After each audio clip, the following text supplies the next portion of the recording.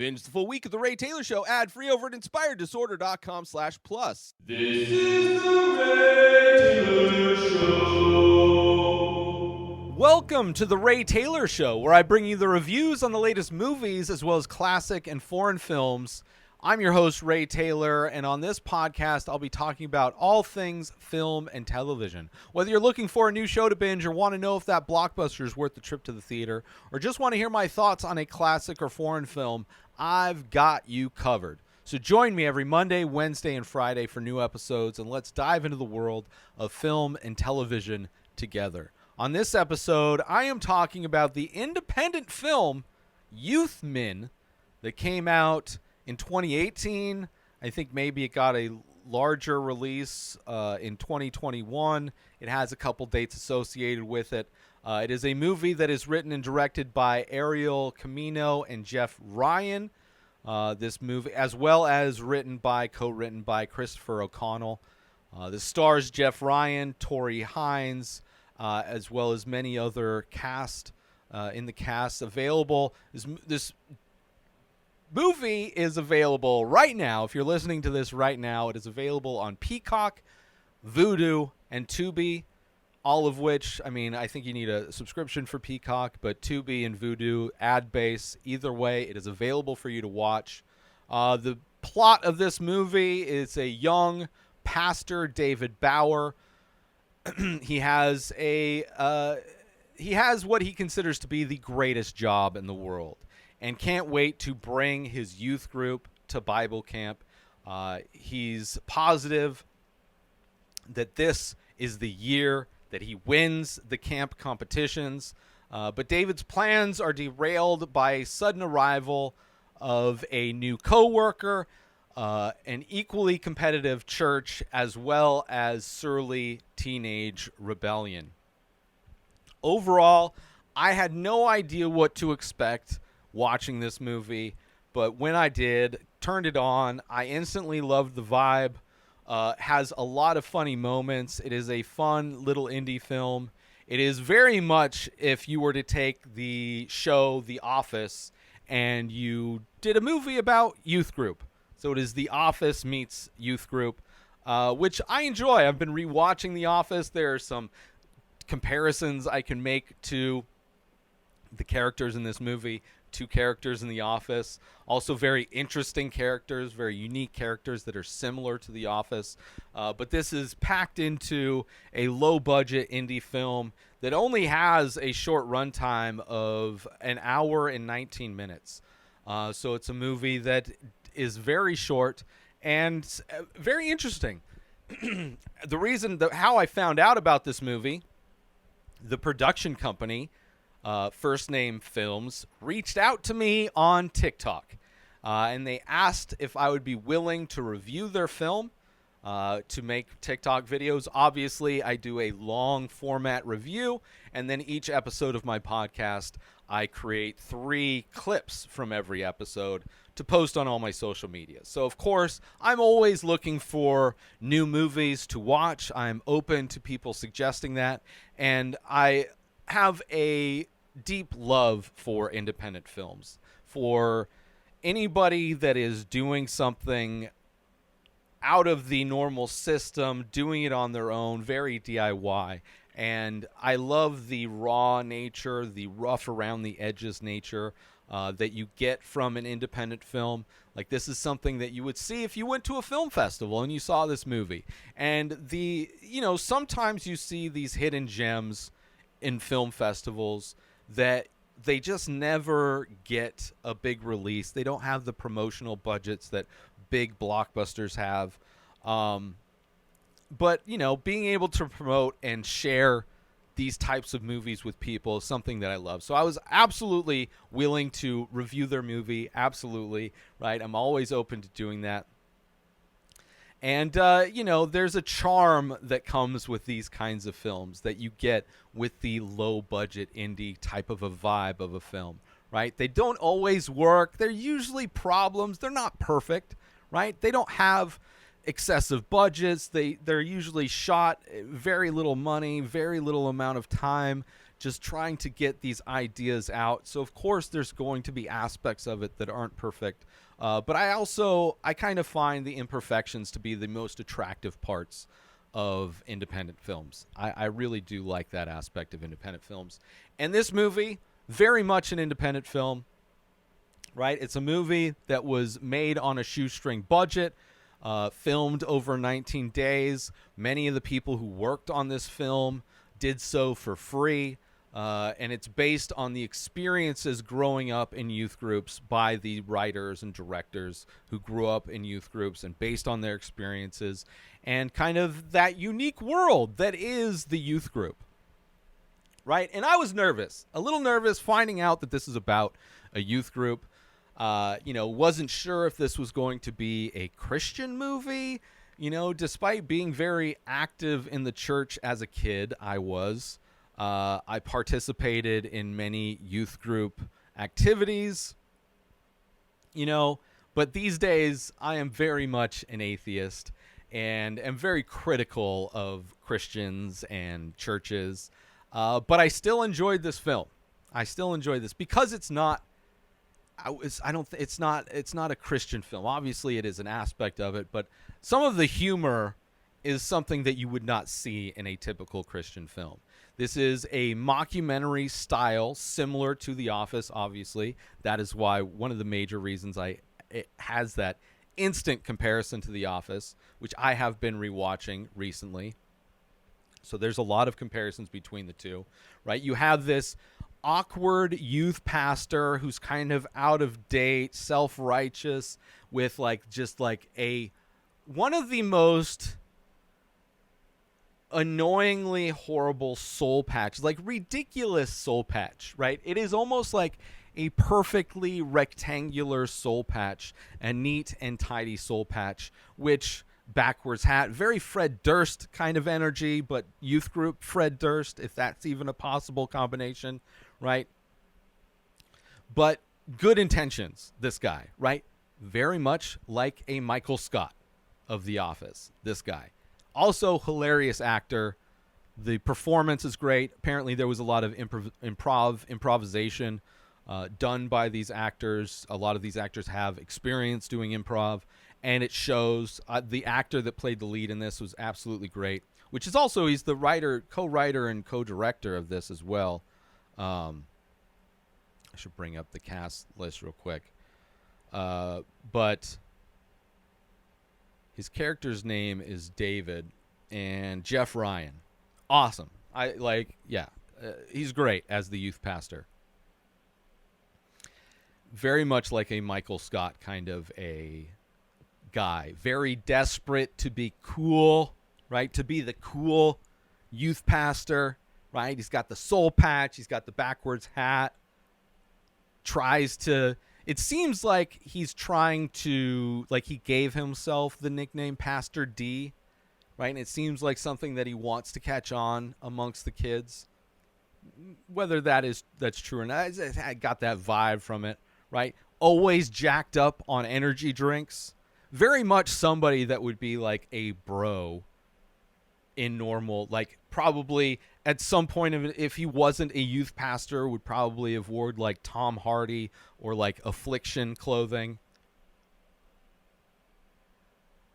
And he's threatened by a new youth pastor being brought in to help him out, named Rachel, and she is 6 months pregnant, and kind of the only level-headed person in this, right? And if I were to keep making Office comparisons, she would be in many ways the Pam, which Pam was a good balance to the insanity of Michael Scott, right? And in this movie, Rachel kind of provides a balance to Dave in a lot of ways. And then you have a cast of kids that play the youth group, and they're great. I love each one of them has their own specific kind of vibe and personality, right? You have Mark, who's kind of like the meathead idiot kind of a guy. You have Deb, who's like the rebel. By far my favorite character is Deb. Almost kind of has like a goth kind of a look, but definitely the rebel, but that knows everything. She rebels because she is so educated, so she's able to point things out and kind of, call people out on things, which I appreciate that aspect of her character. You have Thomas, who's a very innocent and naive kind of a guy. You have Steven, who is he's super quiet, right? Maybe there's some hidden rage, maybe some like school shooter tendencies with Kevin. Obviously nothing that extreme in this movie, but they all have, and there's other characters, they all have kind of their interesting quirks to them. And then you have different adults during the camp when they go to the camp, right? The camp leader, the rival youth group leader, right? A great cast all around, I would say. And it definitely reminded me of my days in youth group events growing up. In my days, to bring people into my life, what it was like for me growing up in a church, I was the lead puppeteer in a Christian puppet group. So I was very involved in all of the youth. My best friend growing up, his mom was the youth pastor, right? She was the leader of the puppet group. We went on tour playing different churches. We went to conventions. And there's a lot of this that kind of brings back those days, which were at the time fun, because you're around, just being able to socialize with other kids in this way is interesting. But then also the idea, the kind of sheltered, naive aspect to how some of these kids are is very true to life. How there are, there's some kids are more like Deb, other kids are more like, Thomas. So it definitely brought me back to those kinds of days in my youth as the puppeteer doing puppet shows. And also, obviously, there's a moment where they sing a song, and something that's very common in churches where a church will take a popular song and just rewrite the lyrics to make them religious. This movie has an example of that. I mean, that was part of one of the main, aside from like we would do original scripts for the puppets, we had pre-recorded scripts that we would go off of. And a lot of the songs that we performed in our puppet group were popular songs that the lyrics were changed and, given religious lyrics to perform. And it's fun to see that kind of expressed in this movie as well. And, the random games and activities that you would do definitely brought me back to those days. Which this movie, like I said, it's not specifically, this is not a movie that's trying to sell you on Christianity. It is more of, it's as The Office is to paper products, this movie is to a youth group, right? That just happens to be the group of people and the unique types of awkward situations you could be in, right? Let's take a quick break from this episode because I want to promote. Are you looking for a way to take your love of The Ray Taylor Show to the next level? Look no further than Inspired Disorder Plus. As a member, you'll get access to a whole host of amazing perks, including the full week of shows, ad-free in both audio and video versions, a live painting archive, early access to the many faces, members-only discounts and deals, a podcast back catalog with over 600 episodes. But that's not all. As a member, you'll get access to my personal blog as well as my creative writing. You'll also get the chance to ask me anything you want. With all of these benefits and more, Inspired Disorder Plus is a must-have for any fan of The Ray Taylor Show. So don't wait. Go sign up now. Head on over to inspireddisorder.com/plus and start enjoying all of the amazing perks of the membership. And now, let's get back to the show. And, there's definitely some honesty and some jokes in this, which there's a lot of jokes. It's a surprisingly funny movie. Not like in a bad way, like surprising, like it felt good that this movie, like I was happy. I was nervous watching this movie because the last thing I want to do is be asked to watch and review a movie and then to put it on and it's not funny. It's like trying to sell me on Christianity in some way. Like, it does all of the things that, like, I would have hated to come on, and I would have, and have been brutal to this movie. I would have had a list of things, which this movie's not perfect. And when I get into spoilers, I will talk about the moments I liked, and I will talk about the things that I wish this movie had done different, right? Because it is an independent movie. It's not a perfect piece of work, but it has amazing potential, amazing characters, a ton of funny moments, a ton of funny, like the writing or the improv that they did on camera was great. I think it knocked all that, like, from awkward sex talks to talking about women's reproductive organs to all kinds of funny lines in this, right? A lot of funny lines, a lot of funny moments.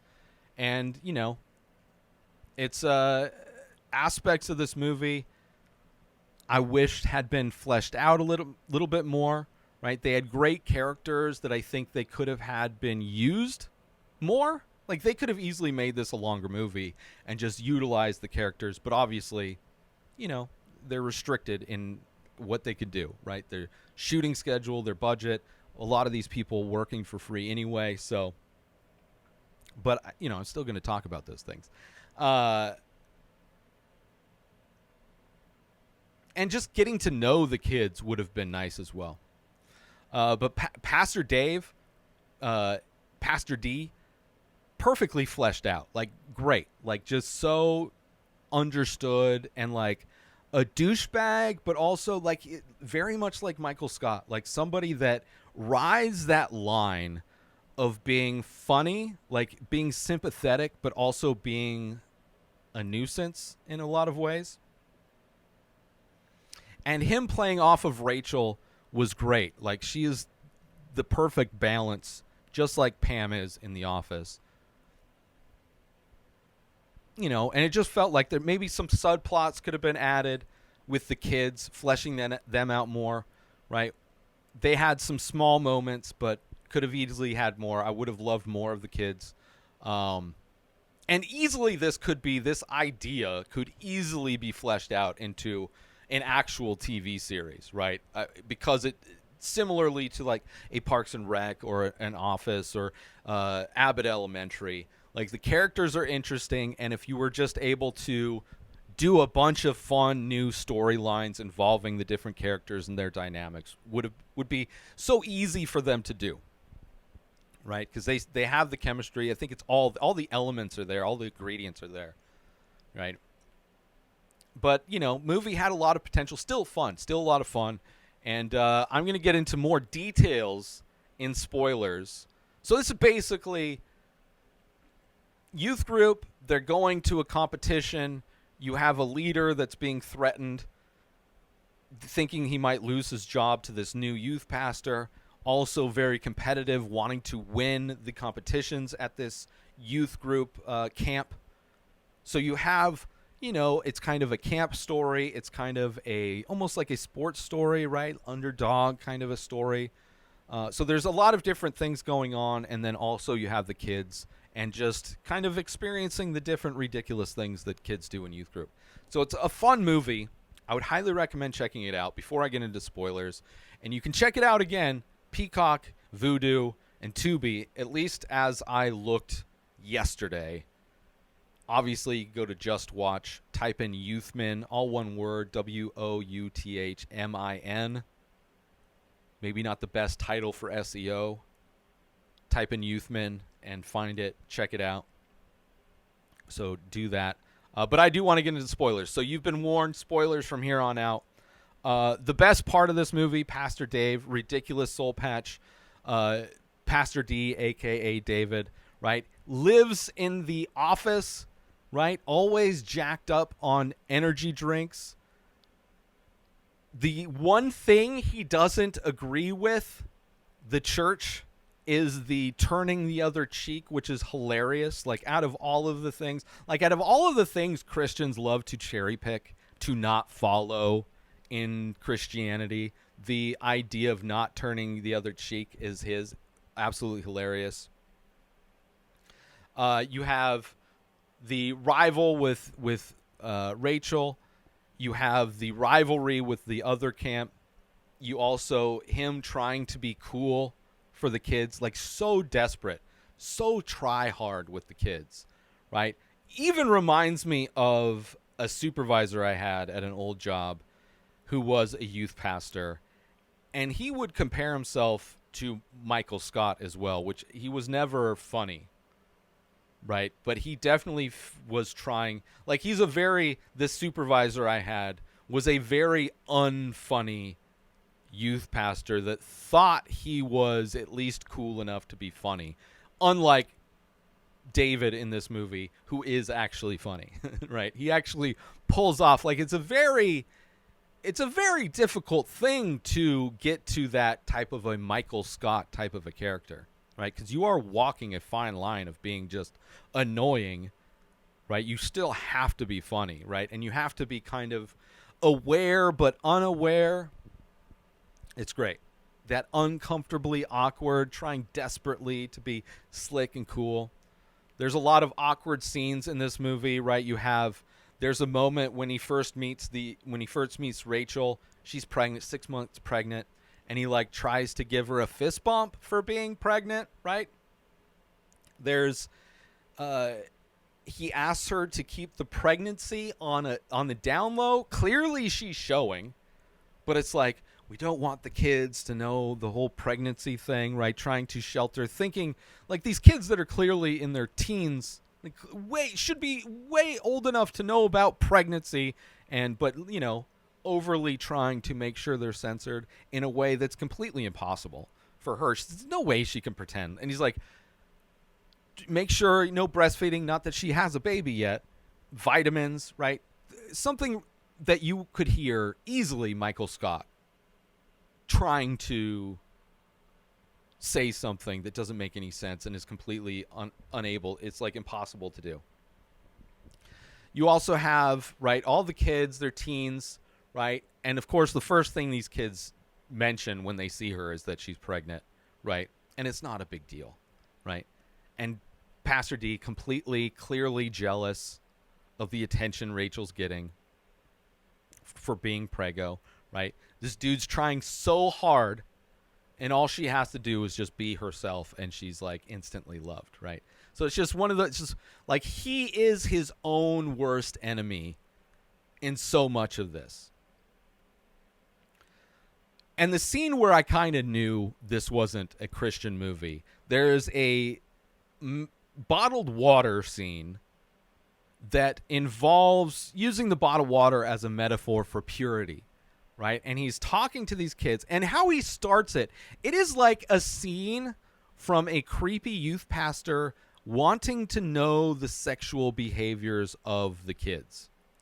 It's very creepy on its face, but able to pull it off in a way that just makes it seem like this guy is just out of touch with what he's asking these kids, right? Which is another thing Michael Scott would do. Just something completely offensive and not something you should do. And he's doing this whole thing, putting like food coloring into this bottle of water, and each drop of food coloring is like another way in which these kids could become impure, right? It's this whole metaphor, which I remember those kinds of metaphors youth pastors used to do, right? And then he pours the Jesus water into it that makes the water clear again, right? But because he was going through kind of in some detail all of the ways kids could become sexually impure, right? Talking about all of the bases.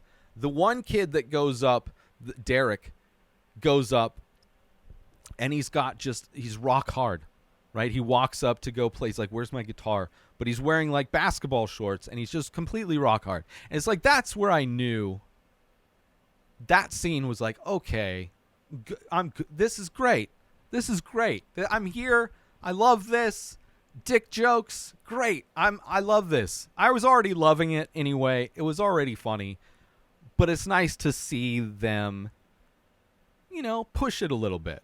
And it's not like this is overtly, garbage humor or anything like that. But it definitely, it doesn't ignore that a kid listening to somebody describe, especially at an age where their hormones are coursing through their veins, listening to somebody describe all of the ways that they could be sexually impure and how maybe that imagination could make them, stand at attention.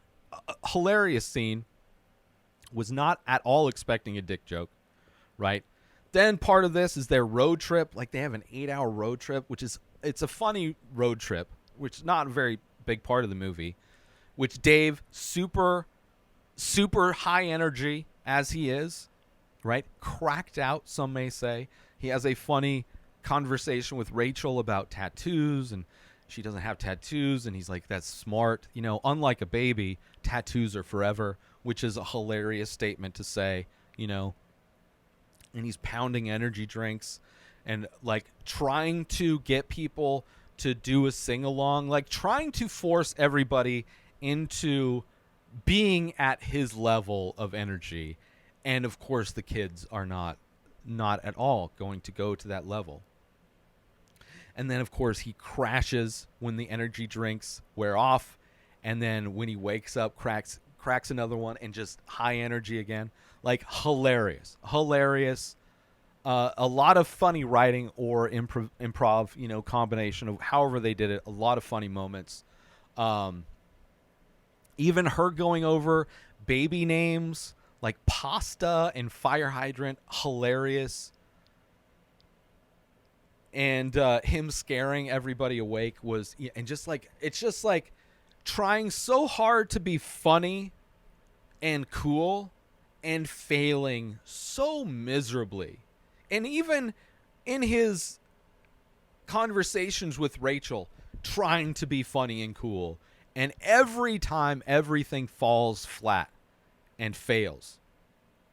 Let's take a quick break from this episode because I want to talk about, are you looking for the perfect gift for that art lover in your life? Look no further than inspireddisorder.com. Our gift cards can be used to purchase original artwork from The Many Faces, a collection of over 2,000 original abstract ink portraits. These one-of-a-kind pieces make for a truly unique and meaningful gift. But that's not all. Our gift cards can also be used to purchase high-quality prints and t-shirts featuring these amazing paintings. Plus, if the recipient is a fan of The Ray Taylor Show, they can use the gift card to purchase merchandise from the show as well. So why wait? Head on over to inspireddisorder.com and purchase a gift card today. Your loved one will be sure to appreciate the thought and creativity behind such a unique gift. Thank you for considering inspireddisorder.com for all of your gift needs. And now, back to the show. And then there's another scene that wouldn't be in a religiously minded movie that I kind of thought was funny and could have been, it's like a scene that I think could have been handled and done an even better way, but still funny. It's a scene where Dave walks in on one of the kids being pantsed. But the way it looks from the angle Dave sees it, it looks like a kid's getting a blowjob from another kid. A dude is getting a blowjob from another dude. And he's excited because it's his first kid that he thinks is gay in his youth group. Meanwhile, keep in mind, he only thinks one of the two kids is gay, right? And it took a while before I realized which one of the two he assumed would be gay in that scenario. And it's the one giving the blowjob, not the one receiving the blowjob, right? Which is hilarious. And there's a whole miscommunication scene where the kid who was doing the pantsing is the naive, sheltered kid who doesn't know what the term blowjob or BJ means and thinks that that is in reference to pantsing somebody. So there's a hilarious miscommunication scene where it's clearly miscommunication, and it gets to a point where Rachel clarifies, but it's gone so far to where Dave is now confused, which I found a hilarious scene. Absolutely, like so fun, so funny. Like it's a moment and a scene that they could have almost stretched out, right? Instead of taking care of it right there and just making a scene about it. Like there's a lot of things that happen where it could have been, the setup could have been here, and things happen and that setup gets paid off later. Like everything is kind of set up and paid off right away. Still great, right? But just one of those things. Like the writing could have been, at least structurally, clearly the performances and the improv were funny in the moment, but I think the overall structure of the film, I think, could have been adjusted to make it even better. And again, my favorite kid out of all the kids was Deb, right? Like mildly goth, rebellious, but when we first see her before they go on this trip, she's complaining about the youth group, right? And like going over why it's gone to shit. And it's like, well, they hired a woman, right? And then Dave is like the dumbest person ever, right? Which she's like the one person that's got the clarity of what's going on more than anybody. Is like the most aware and no problem calling it out. Like that is the person that has clarity and no regard for, being, creating her opinions in a way that aren't offensive to people, like just blunt. That's the kind of person that's the kind of character I love, right? And, very cynical observer type of a person. And she even points out, like, there definitely could have been a lot more with her. I think she could have been a character that could have been used to make the competition aspect of this movie and Dave's like desire to be the champion, and how Deb's character could have come through to like flesh out the kids more. But there's a great scene where she is, when they first arrive, and she points out one of the many times where she just bluntly points out what she's observed about Rachel and how Dave basically called her a dirty bottle of water, and now she's picking up as trash. Like it's that I love that character where it's like it's like refreshing to have that kind of, right, the person that the audience sees and agrees with. Like, yes, thank you for not hiding that or sugarcoating that, But you have this rivalry with another youth group, right? Which there's a great scene where there's like youth group shit talking, and like they're not good at shit talking, and to the point where like the rival group considers themselves Goliath. And of course, David, Pastor D, loved that, right? That great scene where it's like, oh, well, okay, that's fine. You're Goliath. We win. We're David. Perfect, right? Great scene. But like, and a great aspect to this movie where you have this rivalry, right? Where it sets up kind of stakes. It makes it clear, Dave, this is what he wants to do. This is his goal. He wants to beat them. And somehow he needs to try and get these kids who couldn't be bothered to somehow perform in a way to where they would win. And I think that would have been a great opportunity to have Deb be the person who, because of her attitude and her awareness, if she had become kind of the leader of the kids, right? Because they all respect her honesty, they all respect her knowledge, right? If she had become kind of the person that the kids rallied behind, they could have a montage of training, of Deb leading these kids to be trained, and cut to, you have these cuts comparing how they're training and then how Dave is trying to get them to train, and how just ineffective his training is compared to how effective her training is. And even when the competitions happen, how Dave just assumes everything that they're doing well is because of the training, but we really know it's actually Deb. So she's like this secret leader. And then the point where they come together, like there's a point where there's a scene where Dave realizes he thinks he wins, and it finds out that everybody wins. And there's a scene where he like explodes, goes outside, and Rachel goes out to talk to him.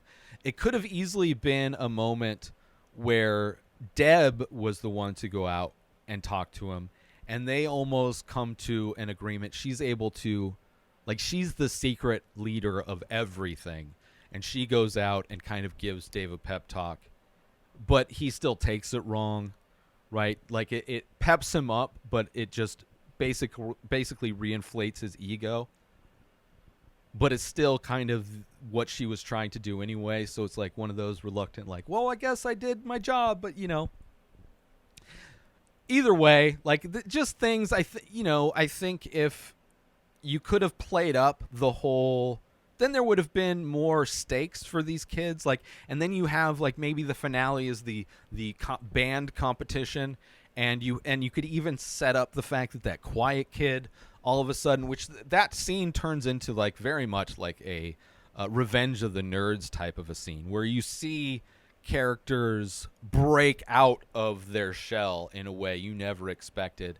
And they could have even set that character up, that quiet kid that just breaks out of his shell.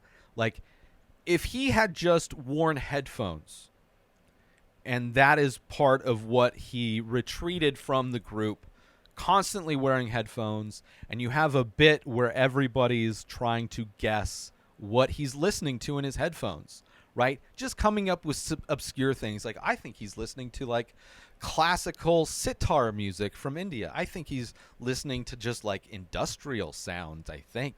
Like, he just kind of been, like, the wackiest kinds of things that they guess he's listening to. So when it's revealed that he raps, it hits, like, oh, that's what he was doing. And then it could have set that moment up more, because it feels like out of nowhere this dude just comes out and lays out his bars. And not that they were amazing, very much a white dude rapping, very much a white dude in a youth group rapping, but still, just certain things they could have set up more to utilize the kids, because the kids were so great and so interesting and unique. Like, they could have set things up to make that goal of, like, them at least Dave's goal to beat the other team, make it so these kids get invested because Deb's the new leader, and you start seeing the hidden talents these kids have and how that can be used for them to succeed, right? I don't know. Just ideas. Just ideas. Anyway, I really did enjoy this movie. Let's see, was there anything else I wanted to... Yeah, I got all that. There's also a great, like, Christ foot washing scene, which I thought was great between the two leaders. I thought that was really funny as well. And really just all of those bits, especially with Pastor D, make sense, right? All of the things that he does. And in the end, seeing everybody kind of come together as a team, sing, not having to be forced into singing in the van back, was a great way to finish the movie. And also, this movie had something that I love at the end of movies that it's surprising doesn't happen. It was, like, really popular in, like, the late 90s, early 2000s, and that's the bloopers. Having bloopers at the end. So fun. So fun. Especially in a comedy, give me some funny stuff while the credits roll. Love the bloopers at the end of it. Always love them. But yeah, aside from a few things that I think they could have done just to utilize the characters in a fun way, right? I did enjoy this movie a lot. This movie could easily be a TV show. Like, every character is so unique and interesting. Like, they could do a lot with, so many different situations just utilizing these characters. Jeff Ryan, again, who plays Dave, absolutely great. This movie just kind of made me excited to watch the other movies that he is in, the other movies that this production company, First Name Films, has done. Which I noticed that at least one other one, maybe two, are available. They've produced, I think, like 4 films in general, some shorts. But yeah, definitely excited to see what else Jeff Ryan has done. But yeah, I had a lot of fun watching it, and I'm glad they reached out. If anybody has any recommendations, let me know. But thank you all for tuning in to this episode of The Ray Taylor Show. I hope you enjoyed my thoughts on the movie YouthMin. Don't forget to tune in every Monday, Wednesday, and Friday for more movie and TV show reviews, and join the conversation by leaving a comment or rating on your favorite podcast platform or over on youtube.com/inspired disorder. Until next time, enjoy the show! New episodes of The Ray Taylor Show come out every single day. Subscribe on YouTube and everywhere our podcasts are found. Binge the full week over at inspireddisorder.com/plus. Buy Ray Taylor Show merch over at inspireddisorder.com. Have a wonderful day, everybody. Peace out! Today is the day where you wake up and you realize that everything that you've been dreaming about, everything that you've been wanting, every goal and wish and hope that you've ever had can become real. Dreams can come true. What you manifest in your mind, you can bring to reality.